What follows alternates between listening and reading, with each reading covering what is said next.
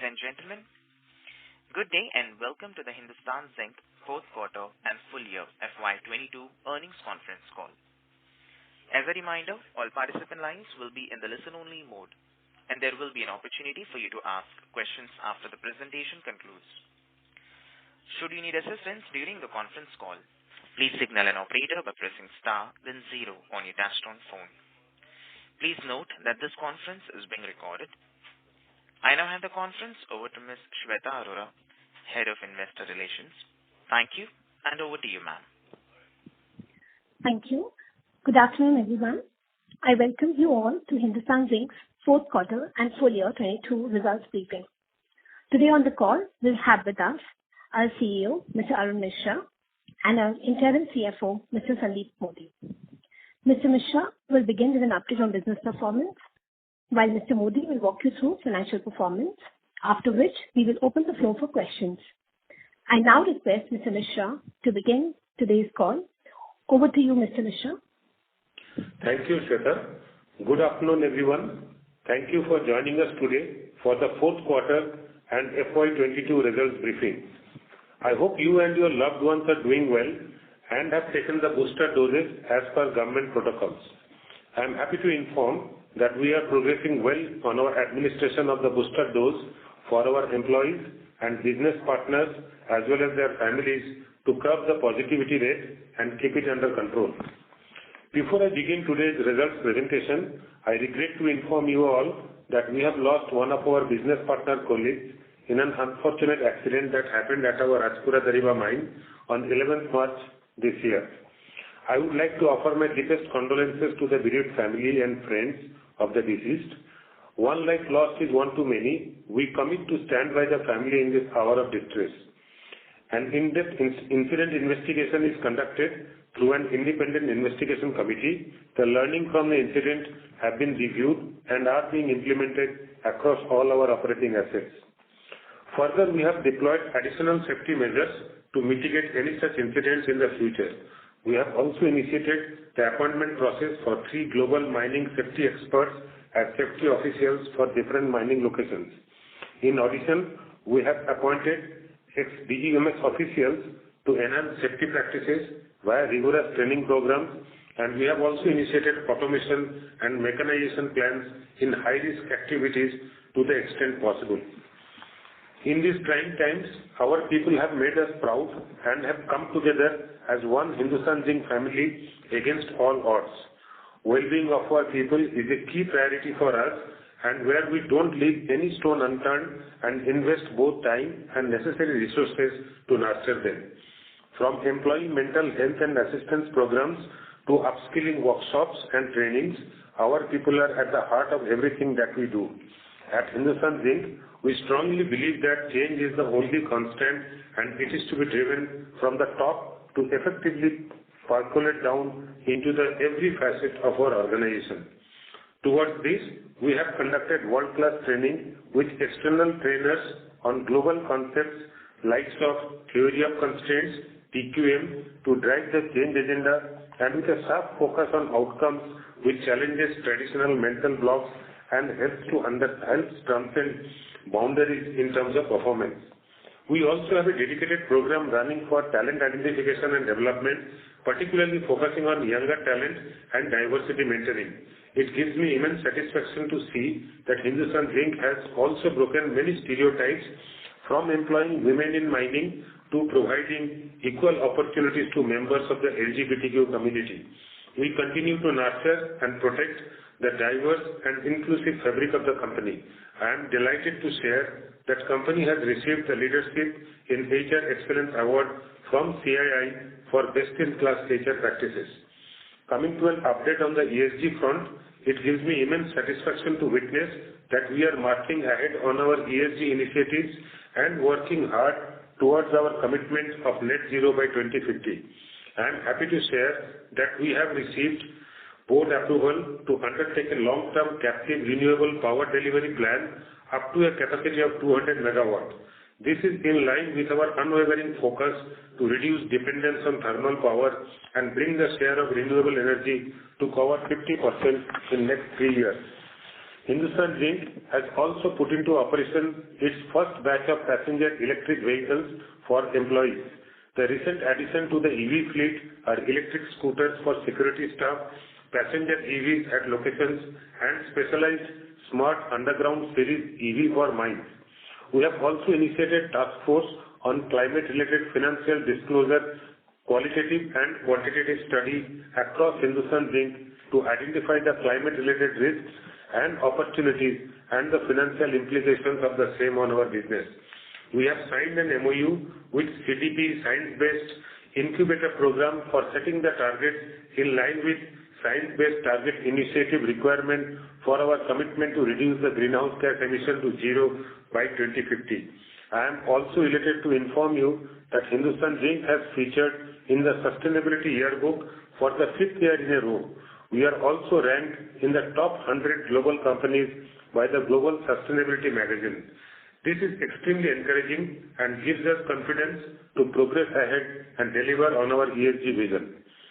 Coming to an update on CSR activities, as a group, our core value and priority is to give back to the society, and our CSR team has doubled on their efforts on ground training during these trying times. They have carefully balanced both the ongoing long-term core initiatives along with health and COVID-related support to the villages and communities surrounding our operations. The team has put in well-rounded efforts towards education, sustainable livelihood via skill development, and the establishment of self-reliant financial ecosystems for the communities, women empowerment, health and sports. I am happy to inform that our Zinc Kaushal Kendra received the Indira Mahila Shakti Protsahan Awam Samman by Honorable Chief Minister Shri Ashok Gehlot in the field of women empowerment. Turning to a market update, on the global supply side equation, we don't see any major new development in the short term which will impact price significantly. Inflationary pressures have continued to pile on globally.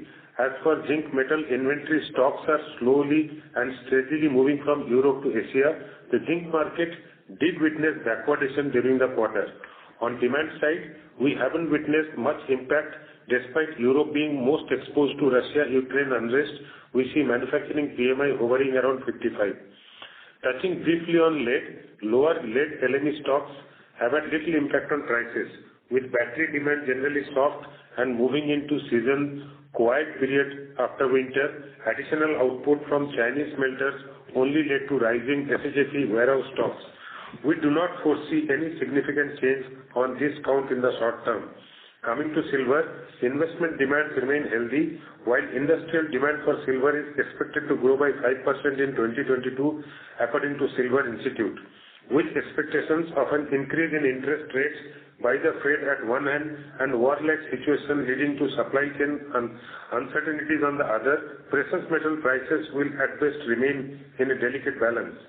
Talking about the domestic market, demand remains healthy and we were getting good realizations for our products. And I'm happy to report that we reached our highest ever market share in primary zinc segment, reaching 83% by FY22.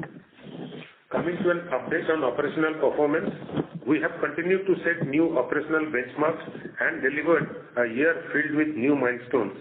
It was a stellar year with mined metal production crossing 1 million ton mark in up to 1017,000 tons. This was possible only through higher ore production from all locations, driven by concerted efforts and grit of all our teams. Hindustan Zinc also produced its highest ever annual refined metal production and witnessed record high mine development during the year. All of this while maintaining our mine life at 25 years. During the quarter, mined metal production was at 295,000 tons, up 3% year-on-year. This was on account of higher ore production at Rajpura Dariba, Sindesar Khurd and Rampura Agucha mines. Sequentially, mined metal production grew by 17% with higher ore production from Rajpura Dariba, Rampura Agucha, Sindesar Khurd and Jawar mines, supported by better mining grades. Integrated metal production was 260,000 tons for the quarter, up 2% year-on-year and remained almost flat sequentially. This was supported by better plant and mined metal availability and improved operating parameters. Integrated zinc production was 211,000 tons, up 8% year-on-year and was 1% lower sequentially. Integrated lead production for the quarter was 49,000 tons, up 5% sequentially, but was down 19% year-on-year on account of our pyro plant facility running on zinc and lead mode compared to last year of lead-only mode operation. For the full year, refined metal production was 967,000 tons, up 4% year-on-year on account of better plant and concentrate availability. Integrated silver production was 162 tons, down 20% year-on-year and 6% sequentially, in line with WIP build-up in Q4 and change in mix of lead concentrate. For the full year, silver production was 8% lower year-on-year to 647 tons, in line with lower lead metal production and reduction of silver WIP. At the current run rate production, we are confident to deliver another stellar performance in the fiscal year 2023. Coming to project update, I am delighted to inform that our alloys project under Hindustan Zinc Alloys Private Limited has progressed ahead and has received consent to establish for a 30,000 tons plant. We look forward to meeting the demand for zinc alloys in the Indian market. On the fumer commissioning, we see the long wait coming to an end. The visa process for technical experts is in advanced stages, and we expect the commissioning to be completed by end of Q1 of this year. Post which we can expect output stepping up in a phased manner. I am also happy to update you on the progress of our mill revamping at Rajpura Dariba mill for 1.1 million tons per annum capacity. Construction is ongoing, and we expect commissioning to be completed by Q3 of this year. Before I hand over the call to Sandeep for an update on financial performance, I would like to present our production guidance for the fiscal year 2023. We expect mined metal for the year to be in the range of 1,050 to 1,075,000 tons, and refined metal production for the year to be in the range of 1 million ton to 1,025,000 tons, while FY23 sellable silver production is expected to be between 700 to 725 tons. With this, I hand over to Sandeep to give an update on the financial performance. Thank you, Mr. Mishra, and good afternoon, everyone. It was a record fiscal year where we touched significant milestones and continued positive momentum of our financial performance. We delivered historic high annual revenue, Ebitda, and net profit. This winning streak is supported by our consistent efforts on operational efficiencies, volume delivery, cost rationalization, as well as favorable LME environment. Being in the first quartile global cost curve, our margins exhibit resilience even in an input commodity inflationary environment, as positive correlation to LME prices create a favorable trade-off for us. Coming to an update on financial performance for the fourth quarter and full year ended March 22, revenue from operation during the quarter was at record rupees 8,797 crore, an increase of 27% YOY, led by higher zinc volume and better premium as well as higher zinc and lead LME prices, which were partly offset by lower lead and silver volume. Zinc sales volume increased 8% YOY in line with higher production and robust demand. Over the year, zinc and lead LME prices were up 37% and 16% respectively. Sequentially, revenue was up 10%, primarily driven by higher zinc prices and lead volume, partly offset by lower silver volumes. Zinc LME prices were sequentially up 12%, while lead volume was up 5%. For the full year, revenue was higher by 30% to a record rupees 29,440 crore rupees, led by higher zinc volumes and stellar zinc and lead LME prices as well as higher silver prices from a year ago. Zinc COP before royalty during the quarter was $1,136 per ton, lower 1% sequentially, though it was up by 24% YOY in INR terms and up 21% in USD terms. For the full year, zinc COP excluding royalty was $1,122 per ton, higher by 18% YOY. Overall, COP has been adversely affected by higher coal prices and higher use of imported coal owing to lower linkage coal availability.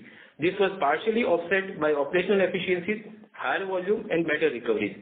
Ebitda for the full year was a record rupees 16,289 crore, up 39% from a year ago, primarily on account of higher volume, rise in LME prices, partially offset by higher imported coal prices, lower domestic linkage coal availability, as well as rise in HSD and met coke prices. Ebitda for the fourth quarter was at rupees 5,007 crore, 29% higher versus last year same quarter, and is up 14% sequentially on account of higher prices, better premium, and well-managed operating costs. Tax rate for the year was at an average of approximately 31.7%. The higher level versus previous year was mainly due to the end of certain tax holidays and change in proportion of total business profit versus the total taxable profit. Our cash tax rate would still be around 17% as we have met credit available. For the full year, consolidated net profit was rupees 9,629 crore, up 21%, where in the impact of higher EBITDA was partially offset by lower investment income due to declining interest rate regime and higher ETR. Consolidated net profit for the quarter was rupees 2,928 crore, up 18% YOY and 8% sequentially due to lower interest income and higher taxes. Another key update this quarter is on locking in future zinc prices. During the quarter, the company sold zinc forward for nearly 15% of FY23 projected zinc volume. Given fast evolving business situation, we have embarked on strategic hedges and will remain flexible and dynamic to harness right opportunities. Coming to our cost and CapEx guidance for the fiscal year 2023, we expect zinc COB in the range of $1,125 to $1,175 per ton for upcoming fiscal year, which is the inclusive of higher mine development expenditure to support future volume growth. We would appreciate this guidance comes in an extremely uncertain environment with rising imported coal prices, lower domestic coal availability, and geopolitical tensions, which is impacting supply chain globally. Given the fact that we have maintained our leadership position in the global cost curve, we remain confident to protect and improve our margins. Project capex for this year is expected to be in the range of $125 to $125 million. We will continue to have a focused approach to invest in strategic projects with higher IRRs and towards sustainability aspect of the business. With this, I open the floor for your questions. Thank you very much. We will now begin the question and answer session. Anyone who wishes to ask a question may press star and 1 on their touchtone telephone. If you wish to remove yourself from the question queue, you may press star and 2. Participants are requested to use handsets while asking a question. Ladies and gentlemen, we will wait for a moment while the question queue assembles. Reminder to the participants, anyone who wishes to ask a question may press star and 1 at this time. First question is from the line of Amit Dixit from Edelweiss. Please go ahead.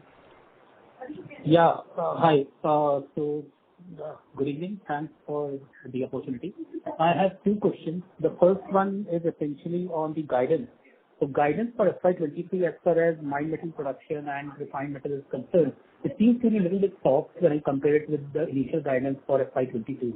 And with the fewer volumes expected to come in and, we are already operating at 1.2 MTPA. So this seems to be a little bit soft. I just want to know what we are missing here. That is my first question. Okay. So thank you for your question. And so look at it, how do we look at it? Last year, we crossed the 1 million ton threshold as far as metal in concentrate is concerned. And the focus shifts to smelting, which always had the capacity to produce 1 million ton metal, but we have never been tested on that ground. This year is the testing ground for smelters to be tested to produce 1 million ton metal in a way that maximizes revenue from the quality of metal that it produces, along with the different value-added products, along with our ratio of domestic is to exports. So that's why if you look at the guidance, the focus has shifted more towards the metal than from the mining. Because on the MIC 1 million ton plus we will be producing in any case, and that guidance is will not be perhaps necessary guidance going forward. Going forward, the guidance will be more on the metal, where we are focusing on 1 million ton plus production is the focus. But however, our commitment remains to deliver 1.2 million ton metal as quickly as possible. Okay. The second one is essentially on the zinc forward. You mentioned that, we have the forward contract for 15% of volume for zinc. Have you done anything for lead also? And is there some currency hedging? And at what price we have hedged? So we have hedged 15% of volume of our zinc. No hedging has been done for the lead. And the prices are above the $4,000. Okay. And there is no currency hedging? No currency hedge for this specific hedging. Okay, great. Thanks a lot. I will come back in the future. Thank you. The next question is from the line of Anuj Singla from Bank of America. Please go ahead. Yeah, thank you for the opportunity. My first question relates to the cost of production. There's a decline of around 1% QOQ. Can you talk about the key drivers and also what was the coal linkage materialization in this quarter? So during the coal linkage metallization situation did not improve. We received a mere around 3% of the linkage coal in our overall coal basket. So the better COP or the well-managed COP was attributable on account of the higher volume, operational efficiencies and various operational parameters, recovery and our recovery kind of things which have been helping us to improve the cost. Okay, got it. And secondly, so we, I think a couple of years back, we were looking at 1.2 to 1.5 million expansion for the mining capacity, and we are still a long way away, or maybe a couple of years away from achieving 1.2. Can you give us some kind of timeline? When do we start investing for this 1.2 to 1.5 million ton expansion? And is there some amount of capex already included in the capex guidance for FY23? And also an update on the custom smelter which we were contemplating in Gujarat. So I will start from the last. Custom smelters are still a way off because the public hearing has not been held, and once the public hearing is held, then we will perhaps come back with our farm project proposal. What's in hand right now is, as I said earlier, to cross 1 million ton plus in the smelting capacities, and to put up some balance facilities that the smelting itself is not only tested for 1 million ton, also is able to produce slightly over and above 1.2 million ton. So that sets the case for going to 1.5. All practicality speaking, we should see the design work for 1.5 being over by another 2 quarters, and then perhaps we will be able to let you know what would be the project plan and when we would be commissioning when we would be embarking on those projects. Okay, understood. Thank you very much. Thank you. The next question is from the line of Abhiram Iyer from Deutsche CIB Center. Please go ahead. Hi. Thanks for the opportunity. So could you give us any guidance on, the sort of an inorganic expansion plans that you were looking for in the last couple of quarters, particularly with, say, Zinc International and other companies that you were looking for an expansion? That's the first question. And the second question is, could you give any guidance on any dividend payout that the company is thinking about or the management is thinking about? Okay. So again, Arun Mishra here, let me do it in the reverse order. As far as dividends are concerned, it's a matter for the board to consider and approve. Whenever they do so, surely we will be able to let you know very happily. On the other hand, as an inorganic growth, yes, it's a part of our overall vision to be number one lead and zinc producer in the world. And we are including the target that you are speaking of, Zinc International. If we add that to Hindustan Zinc, we are already number one in the world. But if we add these two, then 1 plus 1 would make 11. That's our belief. However, if it were to happen, it will happen with due regulatory approvals from all fronts. So we are still on the drawing board, and whenever we do get the approvals, we will surely let you know. So as of now, it's not imminent on the horizon. It's still going to take some more work. Is that understanding? So such kind of discussions cannot be time bound. The tipping point can arrive sooner or later. However, I would not speculate on the time when the tipping point arrives.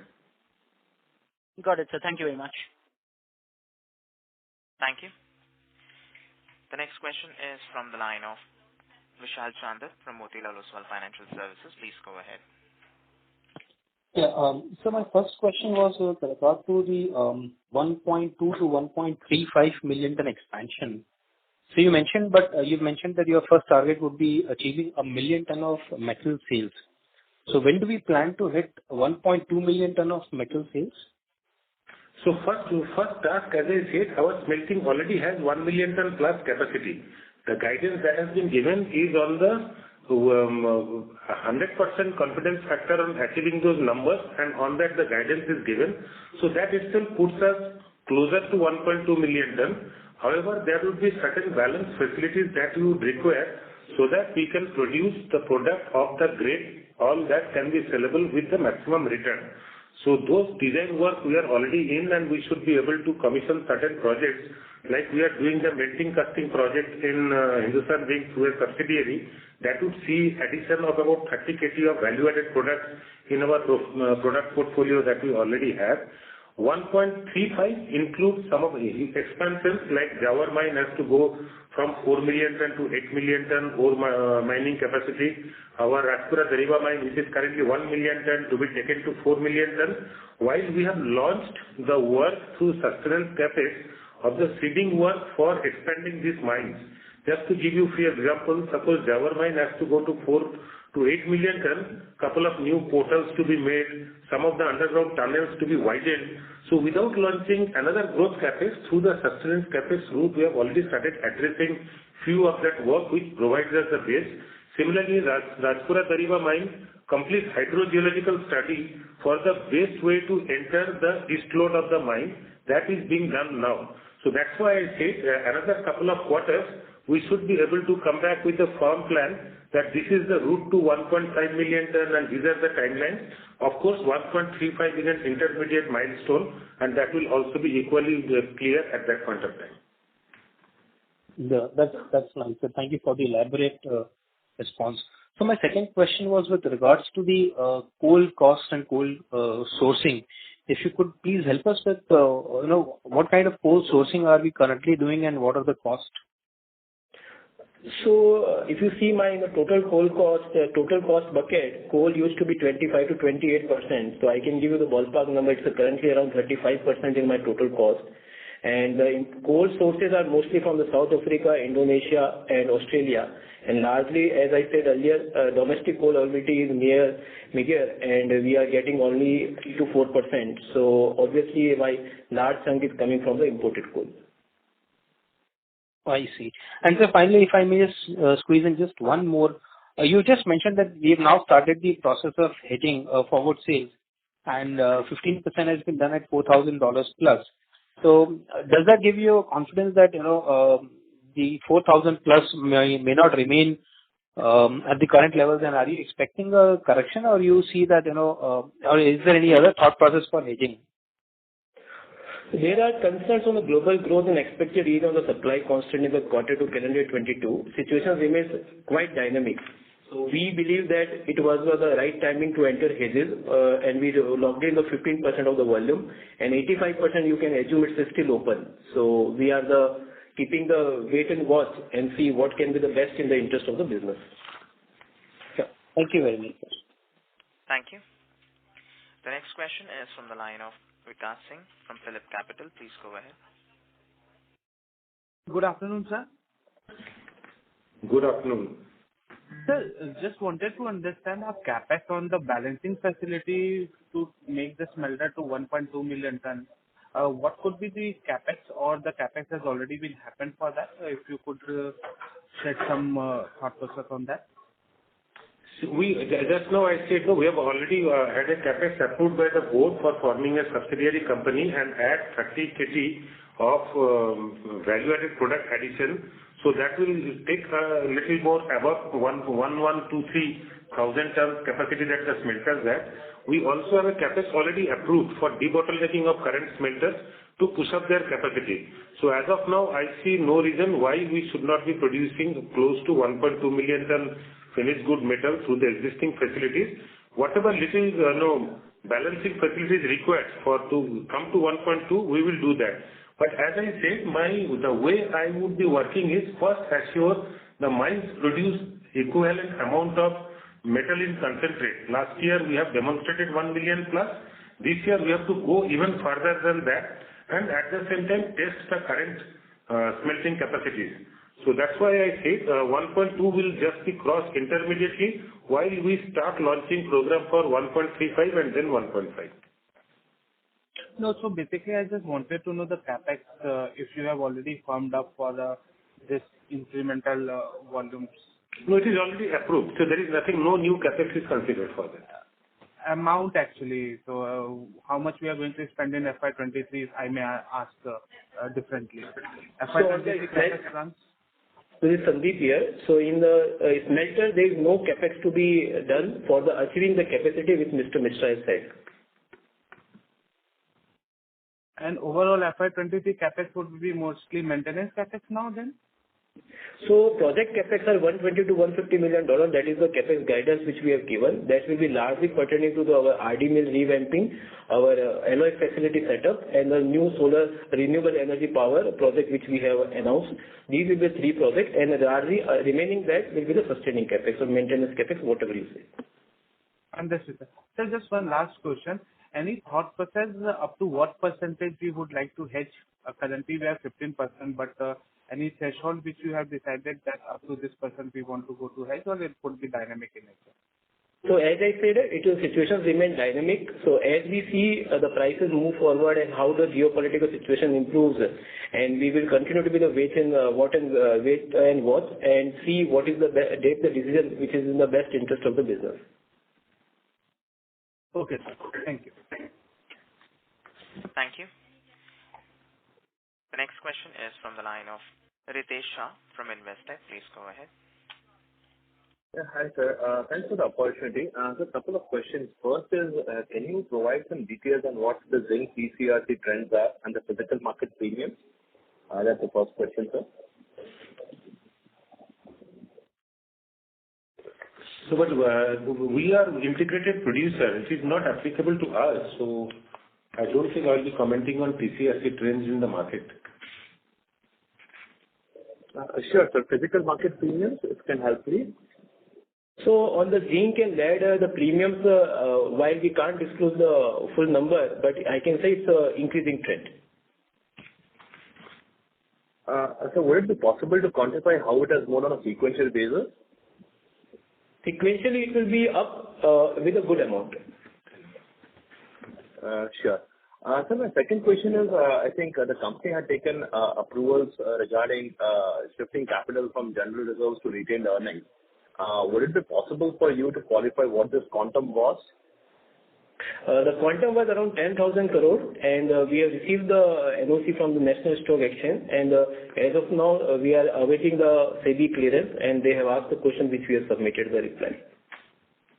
Okay. And sir, how should one understand the rationale for this 10,000 crores of movement? Is it, should one assume the more flexibility of funds which could eventually translate to dividend payout, or how should one read into this?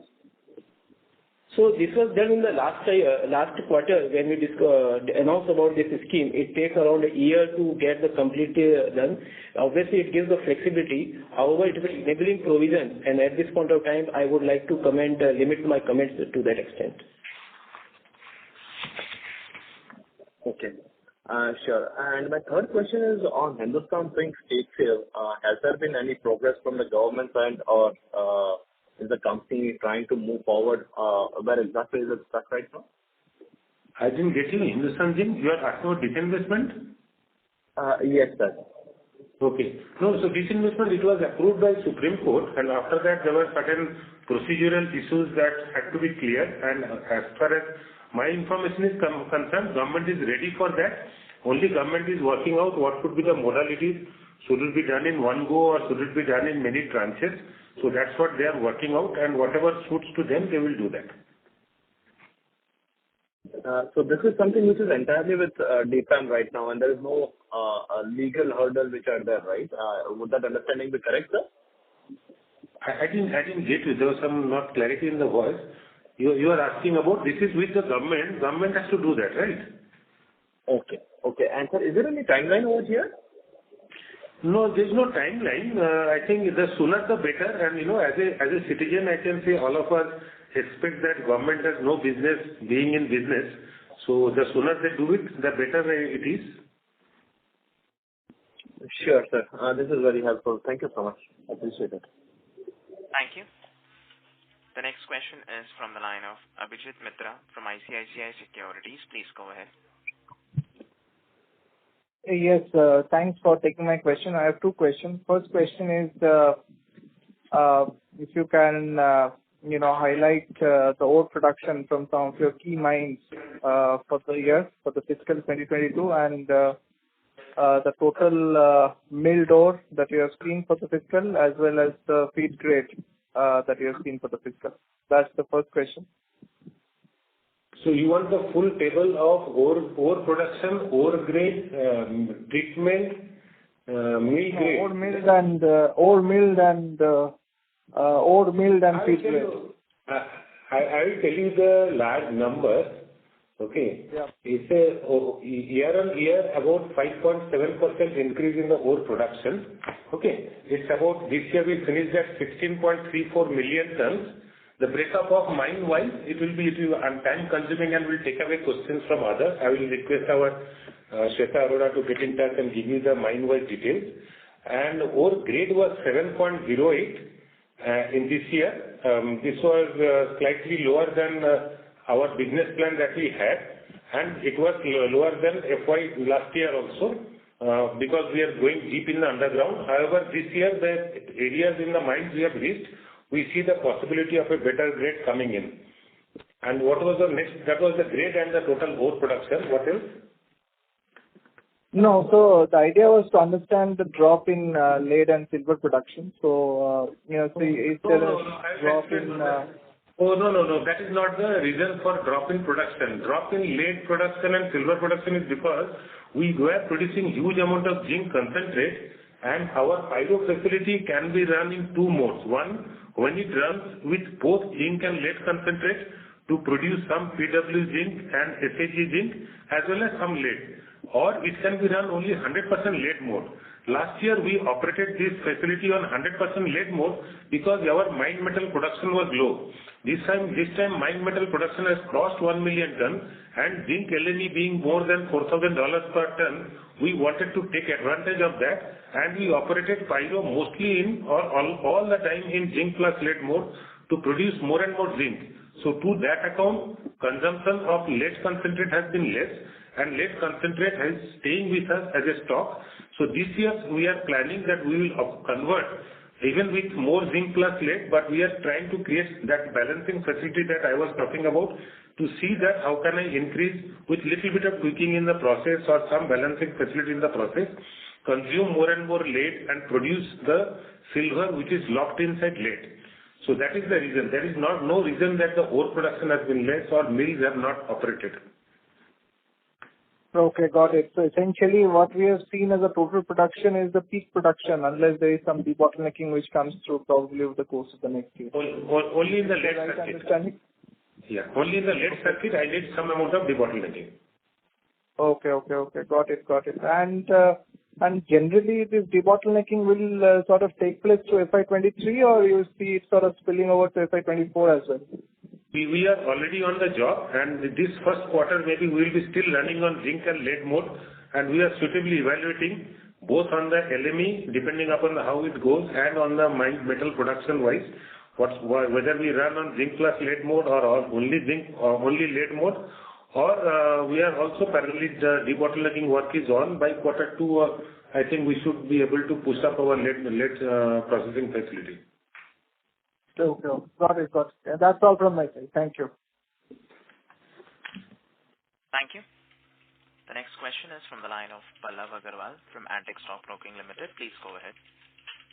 Yeah, good evening, sir. So I had a question on, on the supply side. So we've seen such elevated energy prices, which is probably leading to, some melter cuts in aluminium, etc. So have you started seeing something similar in zinc as well? I think zinc, the gas prices being high and Europe being badly affected because of the gas prices.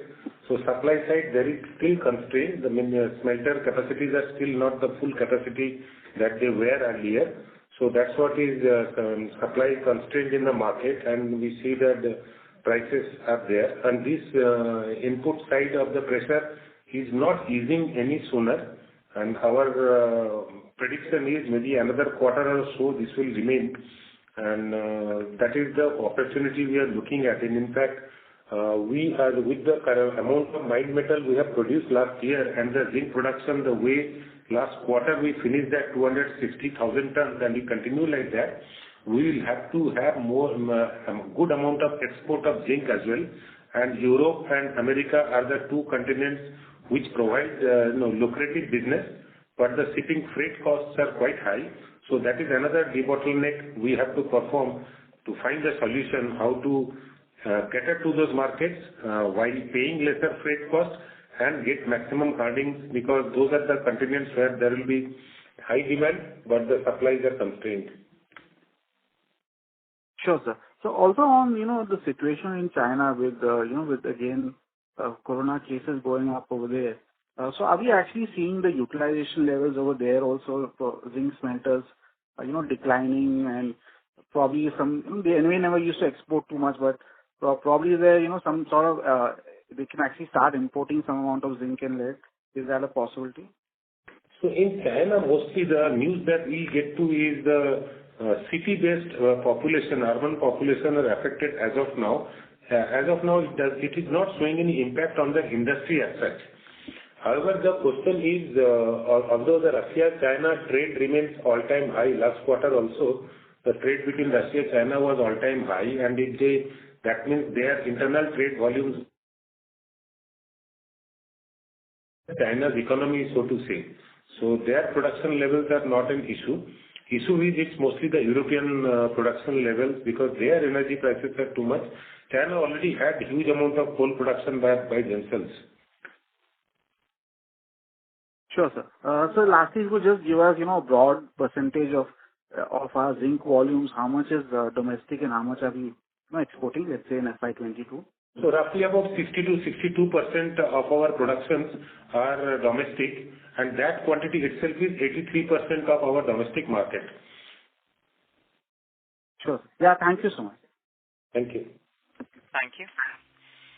The next question is from the line of Rahul Jain from Systematics. Please go ahead. Yeah, hi sir. Thanks for taking my question. One thing again on your coming to our guidance, sir, we've consistently been missing our guidance quite sharply, and especially on silver. How confident are we with the tumor commissioning and other things like that? Expansion that we've been more closer to our guidance for the 23? So this time the guidance that talks about 725 tons of silver includes quarter 3 and quarter 4 production of silver through the fumer route. The fumer experts, where we were stuck with the visa not being approved, or they were not able to travel because of various COVID restrictions as well as Indo-China relations. But now about 7 or 8 experts have already gone there, got their visa. Rest of the workmen are getting the visa. As I say, our team is working with the project of getting their visas done. And then we are expecting that this quarter end, most of the repair work is already over. It's only their coming and commissioning, which should be anytime towards this quarter end, the commissioning should be over.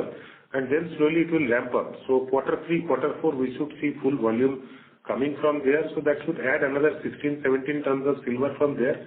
The rest of the silver will come from our current operations, the way we have designed this year. Right, sir. Thanks, sir. And sir, also on the government slowly, probably exiting in next 2-3 quarters. So do we see any kind of a change in our management approach, and then we'll be more willing to take up more projects or, doing more acquisitions? I'm sure there would be a lot of smelters which would be available cheap in today's market. Would that be a possibility in future? Possibility of your meaning merger and acquisition on smelters? Or, some kind of, because it's like, we've had this government hand in our company, and with that getting away, would that there be a change in approach and, So, let me put it the other way.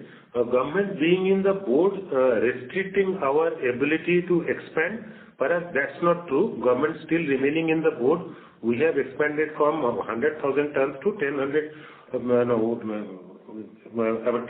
about 1 million tons, which is 100,000 tons.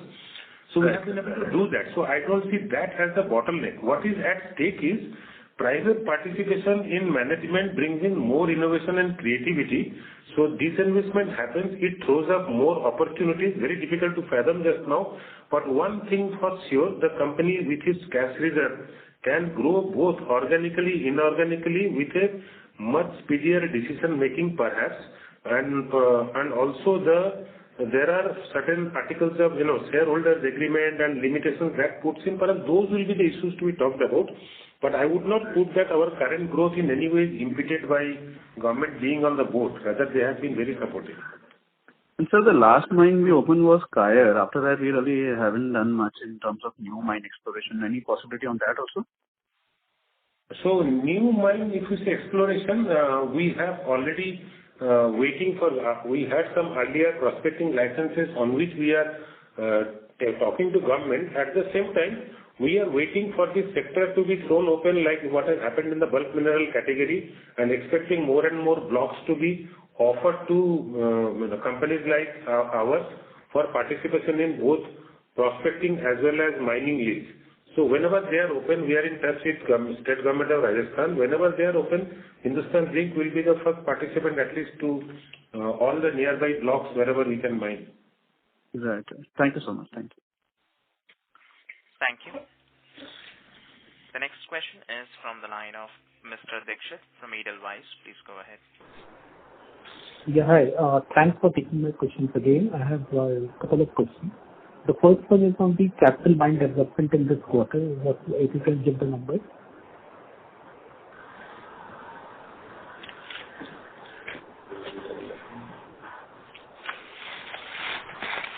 $13 kilometers of the capital mine development during this quarter. Okay. And the second question is on essentially tax guidance. So this, you mentioned in your opening remarks that the tax rate was 13.7% due to tax holiday ending.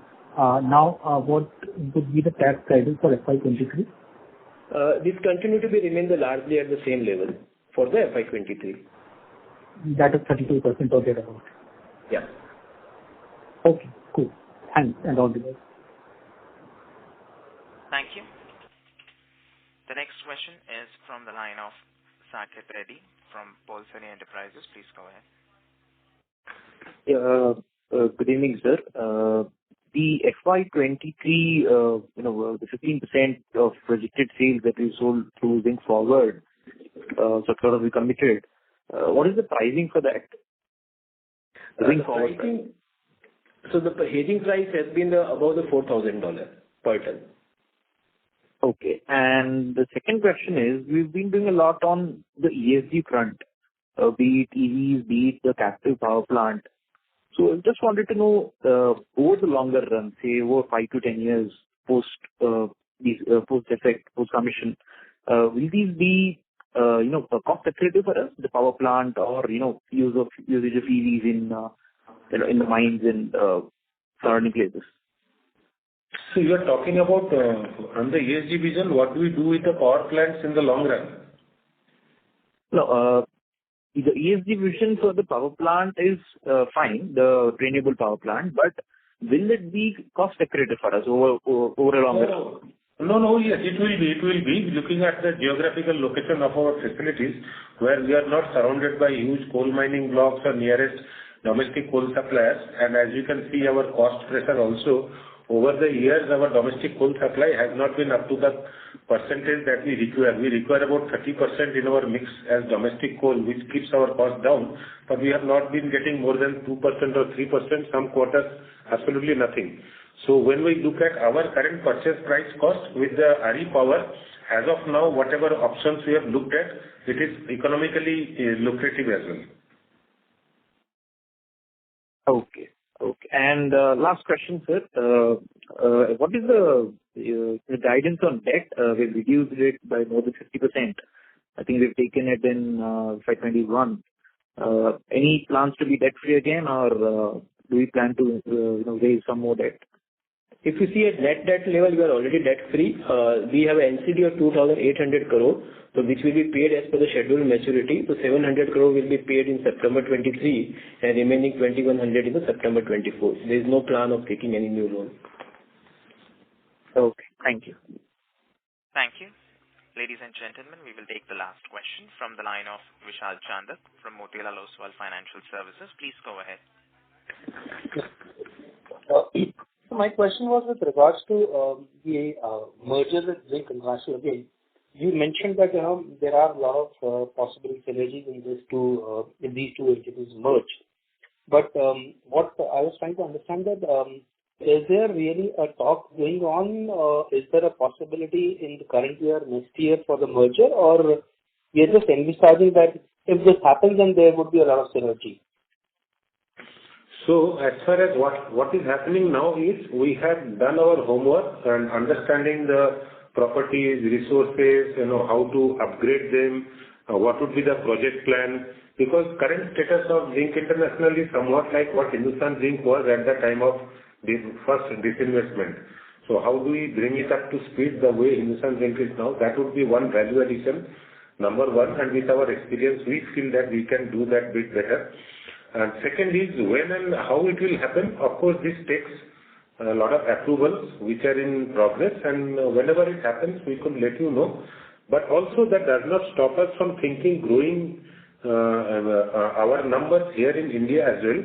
Our entire game plan was once we cross 1 million ton, we should start our project thinking for 1.35 million ton, and once we go past 1.2 million ton, we should start project work of 1.5 million ton in India.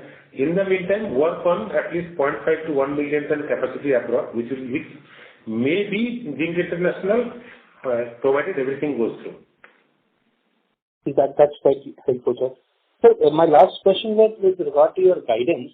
The guidance that you have given for FY23 in terms of volumes, how much of that takes into consideration that the fumer would get commissioned by the end of Q1, and what is the fumer contribution in that volume? Fumer contribution, as far as this numbers is concerned, important contribution is in terms of silver. If you look at zinc contribution, this is marginal. Silver contribution would be about 30 tons in the year. If I get 2 quarters, then it will be about 15 tons. Okay. Got it. Thank you very much, sir. Thank you. Thank you.